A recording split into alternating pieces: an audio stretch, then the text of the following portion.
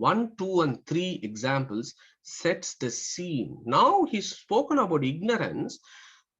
Our friend Shvetaketu, I think he says, Dad, I've understood that you're talking about ignorance here, but you're also telling so much. Saya esha anima aitadatmam idam sarvam tat satyam sa atma.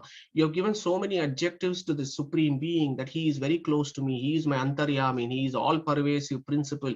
He is the supreme controller. He is my Swami, and so on. You have said in those 12 words that you have said before saying Tat Tvam Asi. How do I experience that? You've given me some examples of how I can understand ignorance that operates in our mundane lives.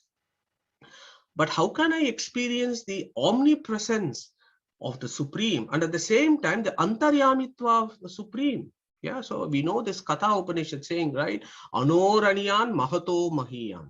So Mahato Mahiyan means that this fellow is everywhere, whereas Anoraniyan means he is inside you. He is your antaryamin. So how do I understand that? I don't get the full point. Can you explain this to me more, Dad? Bhuya eva ma bhagavan vijñāpayatva iti tata somya iti hovacha. Uddalaka said, yes, my dear friend. Son, I shall explain to you this important concept. So note the sequence here. He has spoken about ignorance. Now he is going to introduce the concepts of knowledge, the positive knowledge that we need to gain through practical examples about the Supreme.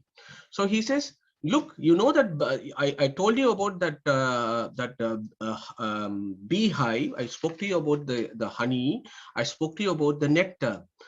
Let us take the tree. Let us take the tree where this honeycomb is, where this honey is, where this honey bee is. Let me take this tree that is there right in front of you and explain to you a philosophy. So he takes the tree now. So he started off with the birds. Then he spoke about this beehive. Then he said, look at our backyard, there is a river flowing, and I'll take an example.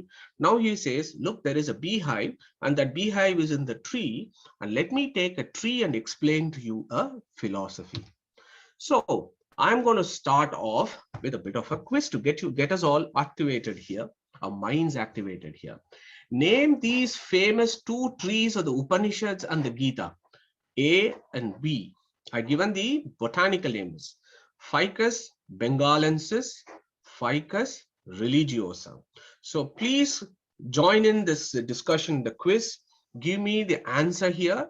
And also what I would want is, I would want friends to take those beautiful verses in Gita chapter 15, 1 and 3, and Gita chapter 10, 26, where these trees are mentioned. Okay, so let's have a go at this. What are the 2 trees that are constantly named in the Upanishads and the Gitas? I think the Ficus religiosa is Arasamaram, isn't it? In Tamil we call it as Arasamaram. Okay, fine. So give us the name that Krishna has used here, Sudarshan. Ashwatha. Yeah, Ashwatha. Fantastic, thank you. So one is Ashwatha tree, Ficus religiosa. So what is Ficus bengalensis? Pippalam. People. Okay, what is people tree? Sorry? Somebody gave an answer there. So who said people tree? People tree is actually the Ashwatha tree, isn't it? What we call in English people tree.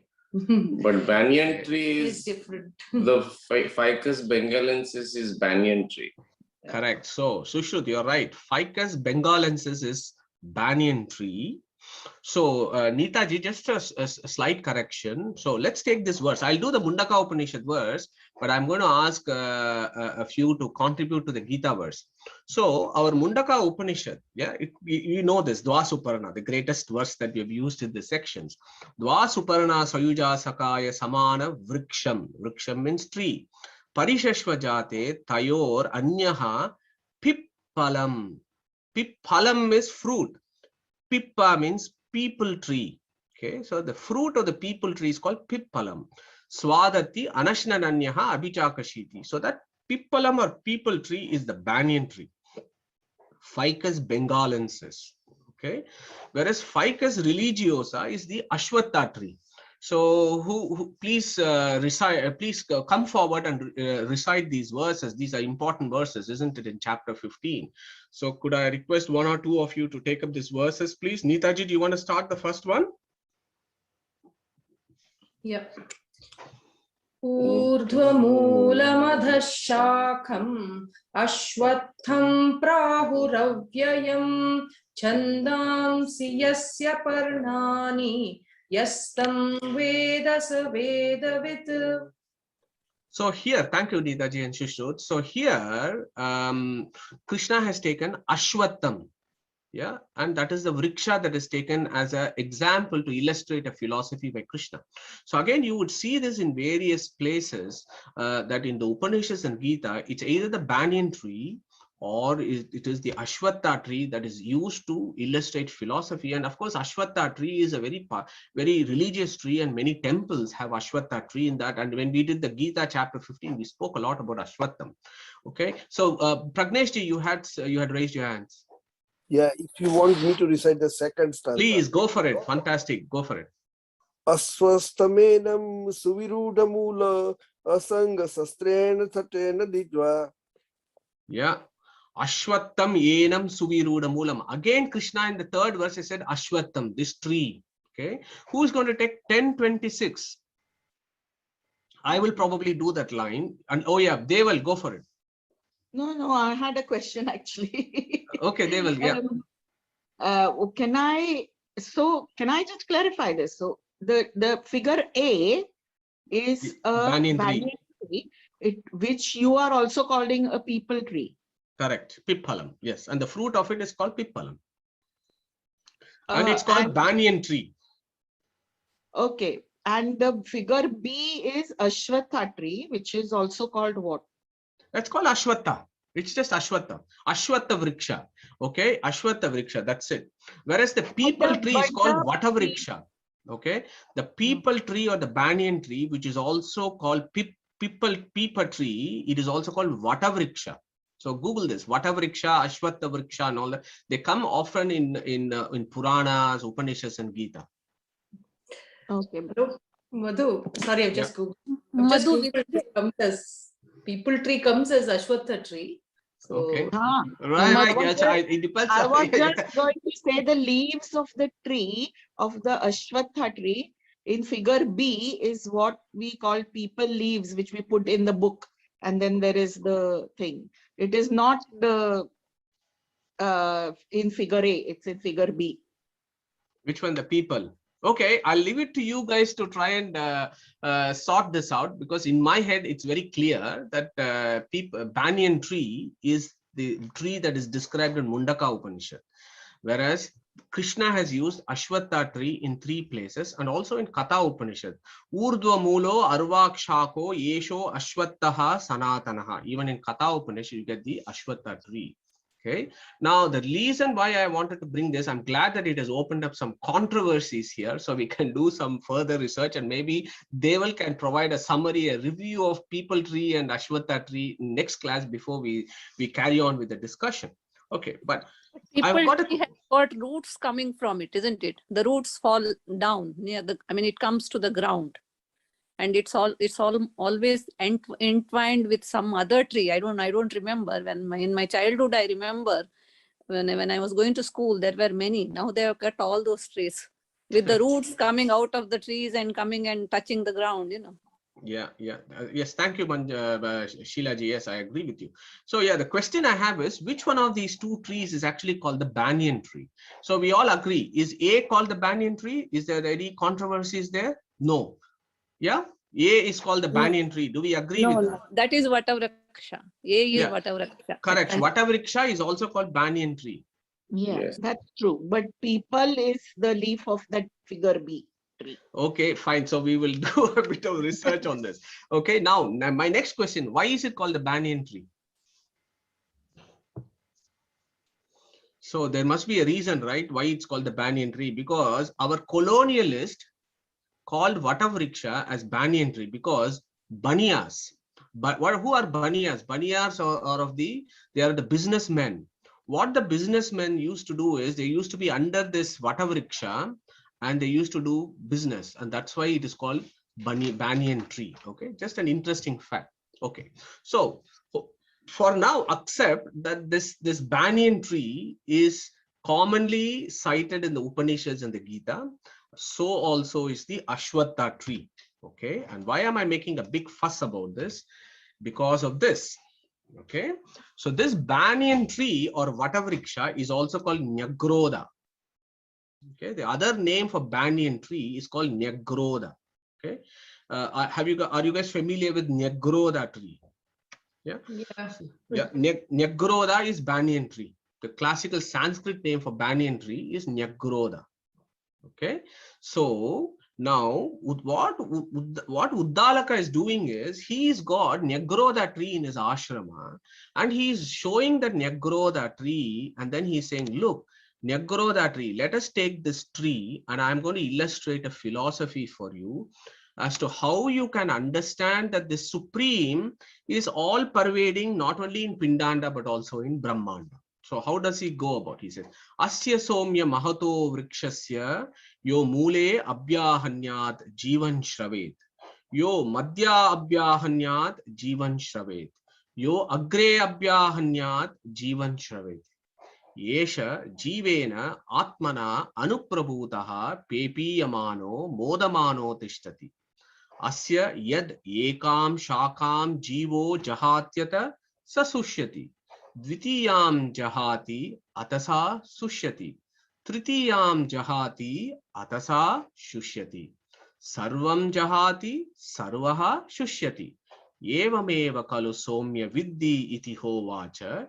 Jivopetam vava kila idam mriyate na jivo mriyate iti. Okay, so that is that sentence, the whole package that Uddalaka actually gives his son to illustrate how the Supreme Being is pervaded the entire body.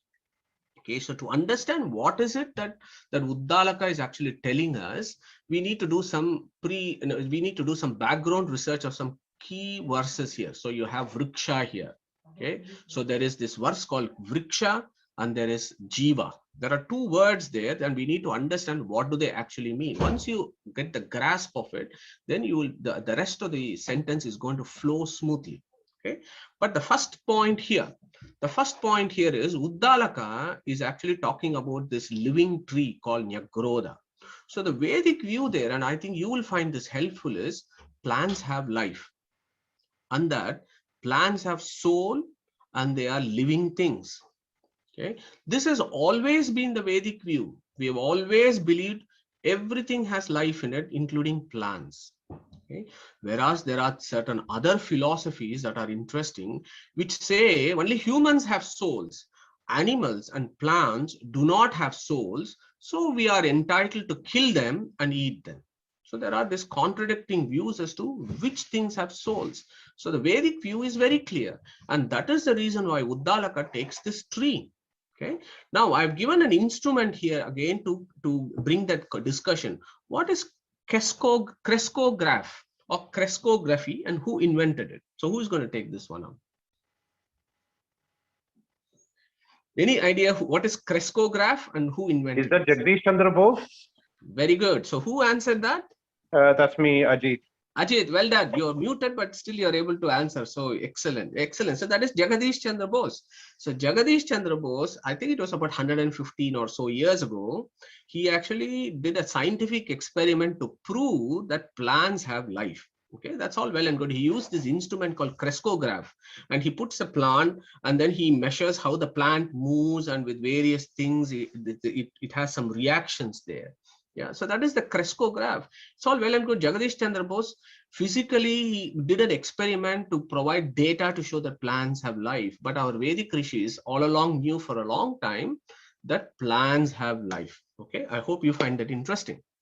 Now, this word vriksha in this verse is important. What is vriksha? And if you go back to our chapter 15, you will know that we spent a lot of time talking about vriksha, ashwatha, what does vriksha etymologically stands for. So go back to those sections, but I'm just reminding you here. Ksha means that which gets destroyed. Ksha means that which falls down or gets destroyed. So that gives you an idea as to what vriksha is. tree, it will grow and one day it will fall down. Similarly, our body, it grows and one day it falls down and we call it as a death. The material universe, it evolves after the Big Bang, and one day it will have a big crunch and again it will go away and it will become subtle. So all these things, not only the tree, but our human body is also called a vriksha, and this material universe is also called vriksha. So it means to grow, that grows with trunk, flowers and fruits, or that which can be broken, which is felled or falls down, which is applicable to not only the trees, but this human body as well as the material universe. So when you talk about vriksha, and when Uddalaka says asya somyam mahato vrikshasya, okay, he is pointing out at that Nyagrodha tree and says asya somyam mahato vrikshasya, you should immediately think about Uddalaka is a great philosopher. He is not only talking about this vriksha, but he is also talking about this body. He is also talking about this material universe. So that is the first point I wanted to impress upon you before we make progress in this verse. The second important words here is, look at how many times Uddalaka has used this word Jivan. Jivan, Jivan, Jivan, Jivan, Jivo, Jiva, Jiva. He said 1, 2, 3, 4, 5, 6, 7 times he has used Jiva in this sentence. So that cannot be ignored. We need to understand what the Jiva actually means. Does that Jiva just means our Jiva, that is you and me, or it has got some other meaning? Yeah, so we need to search what Uddalaka is saying there. Okay. Now, I want to remind you, when we did our Chandogya Upanishad, the initial verses, there was this verse, say, I am Devata, Aikshata, Hanta, Himam, Tisro, Devataha, Anena, Jivena, Atmana, Anupravishya, Namarupe, Vyakaravan, Iti. So when we did the Trivrit Karana and creation, this word Jiva came there. And the same word Jiva, Uddalaka brings here.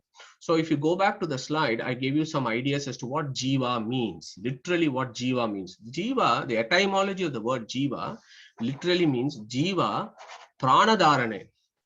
So that which holds the vital breath. Okay, that which is the supporter of the vital breath. That which is the supporter of Vayu. That which is the supporter of Mukhya Prana. Okay, you and me, we are not the supporters of the Mukhya Prana. We are not the supporters of vital breath, because if we can control our vital breaths, we will never die. Yeah, we can never die, because if we can control, we can constantly breathe forever. But we die, and how we die? We give up our breath. So that itself is an example to say we are not the controller of the Pranadharane.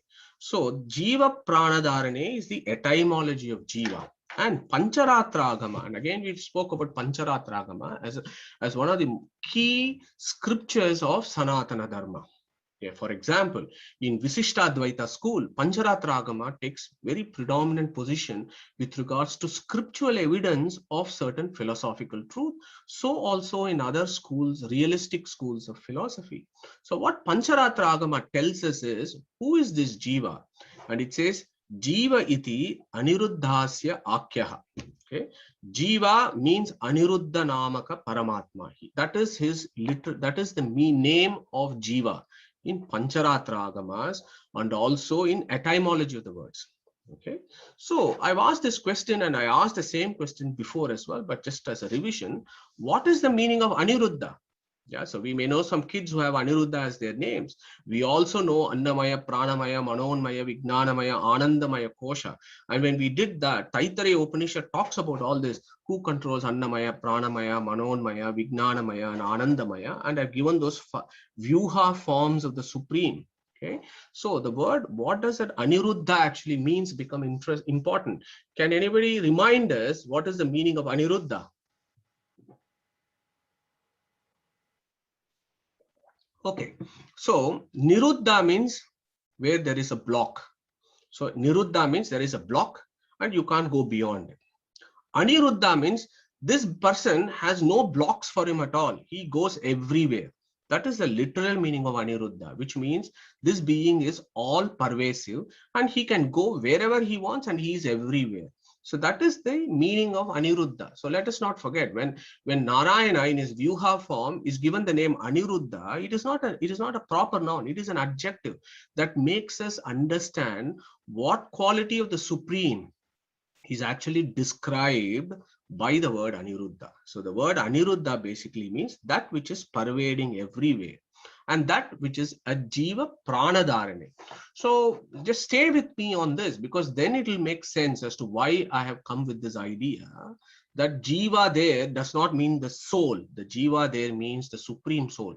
We are called Jiva because he is called Jiva. Okay, and we have done that before. That example of the coconut, the innermost essence, Raso Vai Saha. Yeah, the innermost essence is the real name. Yeah, so Jiva there is the Aniruddha Namaka Paramatma. Okay, just hold on to that thought, because your Annamaya Kosha, Taittiriya Upanishads talks about this Annamaya, Pranamaya, Manonmaya, Vijnanamaya, the 5 koshas as the 5 names of the Lord, Aniruddha, Pradyumna, Sankarshana, Vasudeva, Narayana. And that Annamaya Kosha, the outer body that you see, is pervaded and controlled by the Aniruddha Namaka Paramatma, is one contemplation of the Taittiriya Upanishad. Of course, there are several ways of looking at that Upanishad. So if you take that if you're convinced with that view, now let us look at the Pindanda, you and me. How are we placed? We are atomic, right? And we are in this small little cave in the middle of the chest. The blue stuff is us, and inside us is this Antaryaman. But this Antaryaman, he is not just here, but he is everywhere. We know that he is Anor, Aniyan, Mahato, Mahiyan. Simultaneously he is inside us, and simultaneously he is all pervading. So that Aniruddha is all pervading our body. He is actually everywhere. And I've just put those red dots in different places just to make us understand that this Aniruddha is everywhere. He is all pervasive. But the Jiva is atomic, and it is just in the middle of the chest. Yeah, in the heart cave, as you know. So that is our position. So the tree's position is no different. Tree is also the same. The tree has also got a Jiva in it. It has also got a Jiva like you and me, and there is only one Jiva which is blue in color in this tree. I don't know where the Jiva will be in the tree, because the Shastras don't describe that, but Shastras clearly say that the atomic Jiva is in the tree, and inside the tree is the Antaryaman. And this, inside the Jiva, Vriksha Jiva is the Antaryaman. And of course, the same Antaryaman is all pervading the tree as Aniruddha, who is also called Jiva. Aniruddha, Jiva iti Aniruddhasya Akya. So that is how you have to link it, of trying to understand what Uddalaka is saying here. So if you, for a moment, hold on to that thought, then the rest of it will become interesting. So what is our man saying? Asya somya mahato vrikshasya. So there is this big Ashwatha, there is this big Negroda tree or banyan tree. Take a small knife or take an axe. Yo mule abhyahanyat. You take a small axe and you make a cut at the lower end of the tree. What will happen? You will have the sap that comes out of the tree, or the gum that comes out of the tree. So that is what our Uddalaka says here. Yo mule abhyahanyat jivan shravet. So jivan shravet means you see that ooze that comes out, that sap that comes out. Why is that sap coming out? The sap is coming out because the vital forces are all pervading in the tree, and the tree is all pervaded by this Aniruddha Namaka Jiva Paramatma, who is actually controlling the prana. Okay, so that sap comes out. So when the sap comes out, you know that Jivan, that vital force, that supreme who has pervaded the body of the tree is there. Yo madhye abhyahanyat Jivan shravet. You hit the middle portion of the tree, a sap oozes out or a gum oozes out, again tells you that that portion of the tree has got the vital forces, and it is alive, and that it oozes. Yo madhye abhyahanyat Jivan shravet. Yo agre anyat Jivan shravet. You hit it in the other portion, again it oozes. Okay, yes, you get where I'm going. So abhyahanyat Jivan shravet. Yeah. Yesha jivena atmana anuprabhutaha pepiyamano modamano tishtati. So the Uddalaka says, no, that Aniruddha Namaka Paramatma, who is all pervading the tree, he is making that body of the tree living. And the same Aniruddha Namaka Paramatma is also in the soul, Vriksha Jiva, is also in the soul of the tree, and he is letting this Jiva which is there in the tree to what? Pepiyamano Modamano Tishtati, i.e. that tree is sucking the water and it is enjoying and it is happy. Yeah, so that is what Uddalaka is saying there. It may sound a little bit of a complex concept, but again, as I said, in the Vedic times, these were all assumed that there is life everywhere. Trees are living beings. You should not cut the trees. You should preserve nature, etc. So Anuprabhutaha there means strength. So this Vriksha Jiva gets strength from Jivanamaka Paramatma. Okay, and what does it do? It drinks water and it enjoys. Okay. And then he says, Asya yad ekam shakam jivo jahatyata atasha shushyati. Dvitiyam. So what does that sentence mean? One branch of this tree dries out. You know why that one branch of the tree dries out? Because if the Aniruddha Namaka Paramatma who's pervaded that branch, if he withdraws the vital forces, then that branch dries out. Similarly, Dvitiyam Jahati Atasa Shushyati. Shushyati means it dries out. Tritiyam Jahati Atasa Sushyati. If every branches he tries and removes his influence, that branch actually dries out. Sarvaha Jahati Sarvaha Shushyati. When he decides that the whole thing he is going to remove, the tree then dies and falls out. Why is this important? When you see this example in its full context, then you'll realize soul is atomic and is only in one place in the tree, just like in our body. But Aniruddha is all pervasive within the tree, and that is why Uddalaka says here, if that one portion where that Aniruddha who is there, he withdraws the strength, then that branch dries out. In the other portion, if he withdraws his influence, then that portion dries out. Okay. To give Shvetaketu that idea, look, this body of yours is all pervaded and influenced by the supreme being, just like this Nyagrodha tree. And so is your body. Evameva kalu somya viddhi iti hovacha. Jivo petam vava kila idam mriyate na jivo mriyate iti. Okay. So what he says is your body is also exactly that. When one portion of your body, when the influence on one portion of the body is gone, that portion gets diseased. When the other portion of the body is gone, influence is gone, that portion gets diseased.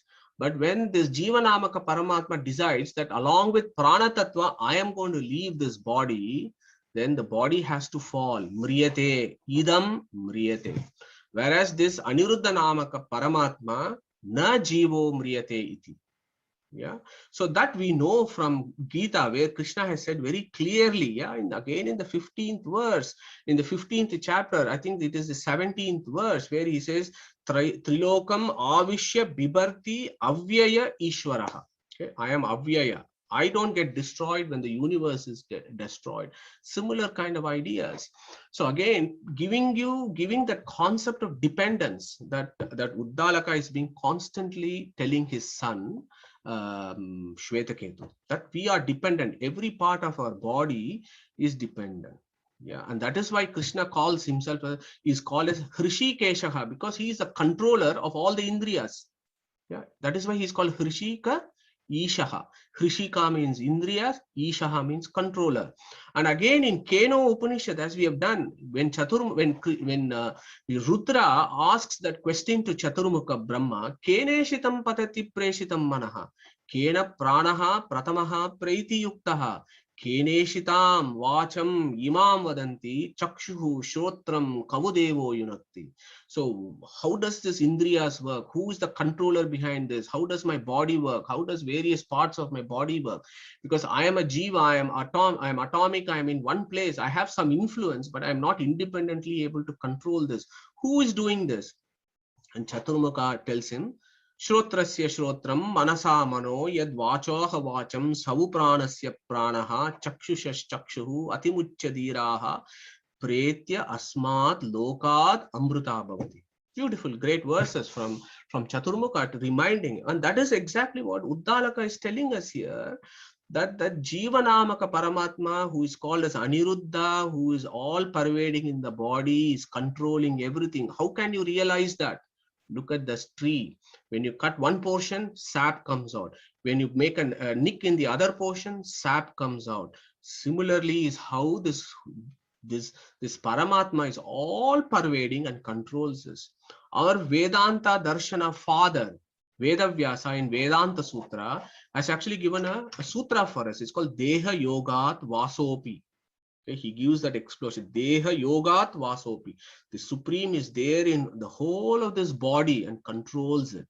Look at that. I've given the reference to that sutra, but the Bhashya on that sutra is amazing as to how Vedavyasa, how our rishis understood that trees are living beings, and how from trees we can get some philosophical truth and apply to our own bodies. So the question there is, are jivas in full control of their worldly affairs in waking state? Absolutely not. And by giving this example, so if you remember, initially he started off with Sushupti. Now he says, even in your waking cycles, even when you're aware and you're doing modamanaha, pepiyamano modamana tishtati. For before he said, you remember, ashishishati nama, pipasi nama. So when the human body is eating and being merry in the waking state, please realize that it is the Supreme who is the sustainer of living beings, even in samsara. So you are not control of even your worldly affairs in waking state, Shvetaketu. Therefore, Saya Esha Anima, Aitadatmam Idam Sarvam, Tat Satyam Sa Atma, Tat Tvam Asi Shvetaketu, but Tat Tvam Asi, because of your similarity, your dependence, you are from him, you are in him, you are because of him, and so on. Okay, so that is how this philosophy progresses by looking at this tree. So at that point, our Shvetaketu then says, okay, Dad, I understand the possible existence of this omnipresent Antaryamin who controls my states of existence. You have given me this beautiful example of Nyakurodha tree and how I can see the sap coming in various places. Then I should get that similar idea that the same Jivanamaka Paramatma is inside me. But then he says, I'm still not convinced.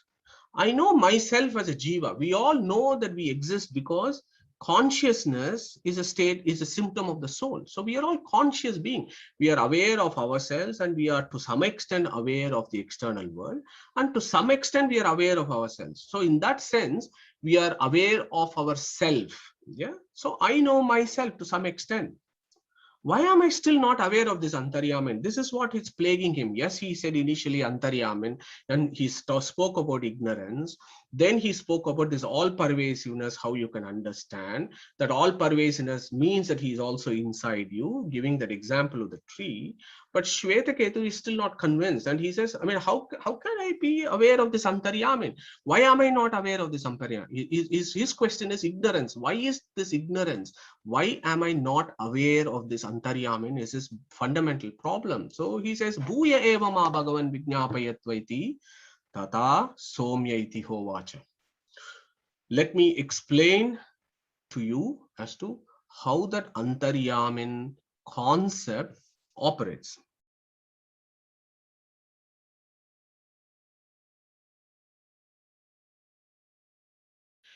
HinduKnowledgeAcademy.com will celebrate Vedic culture and present its philosophies to the modern Hindu in an accessible format. Our ancient heritage is our greatest strength.